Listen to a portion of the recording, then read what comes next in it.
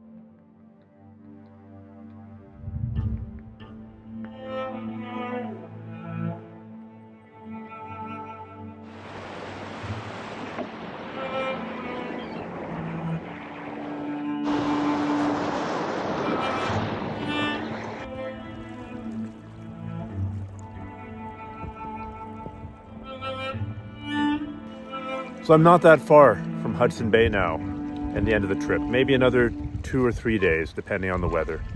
And I'm just trying to drink in as much of this landscape as I can, trying to infuse it into my soul so that I can always remember it.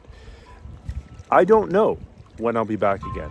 I don't know if I'll get sick this winter and never be able to do stuff like this again. I don't know, you don't know, nobody knows. So I'm just trying to drink in as much of this unique landscape now while it's here, while I'm able to appreciate it. And it's beautiful on a small scale, medium scale, and large scale, and I'm so grateful to be here. I just took a little bit of time to try and arrange the pickup on Hudson Bay.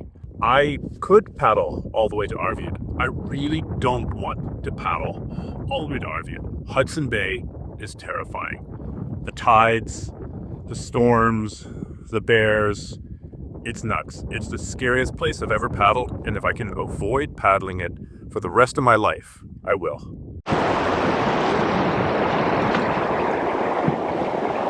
Stop wasting your time, stop wasting time.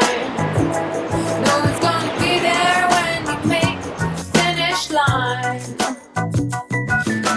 Stop wasting your time, stop wasting time. No one's gonna be there when you make the finish line.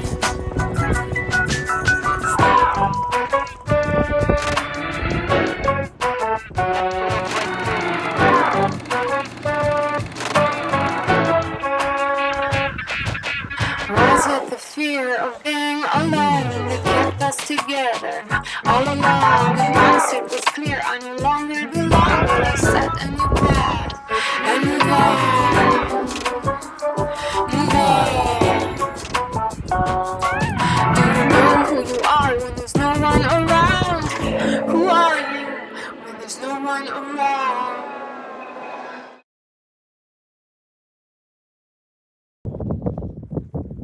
So with any luck, tomorrow I'm getting picked up and avoiding paddling that super dangerous stretch of Hudson Bay.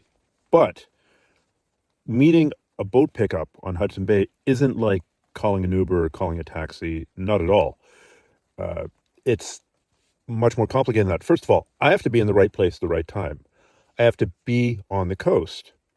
But the trouble is I don't want to stay on the coast for very long. So I've got to time my arrival getting there.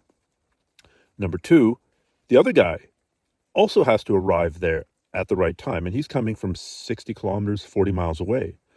So that's going to take him time. So we both have to converge at the same time there. And number three, the weather is so unpredictable.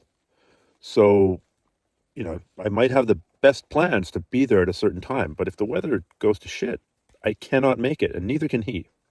So there's been some back and forth today, and it finally looks like tomorrow's the day. Trouble is, I'm a little bit further from Hudson Bay than I'd like to be. I'm about 70 kilometers by river. And I think I can do it if I get up super early, like 3 a.m., and then just go, as long as there's no wind.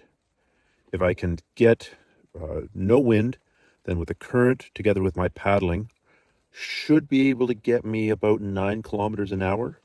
So say I'm on the water at 4:30 a.m. Then by noon, 8, yeah, that should do it. If everything goes perfectly well, if there's no problem in any of the rapids, if the wind doesn't come up, then everything should work out and I should be there at high tide. Because that's the other thing you have to factor in. You have to factor in the tide. Because if you meet at low tide, I have to paddle out 3 or 4 miles out into the bay, which is really quite intimidating because it's just water as far as you can see. And the Hudson Bay is gigantic. And if you don't meet your pickup, you're dead.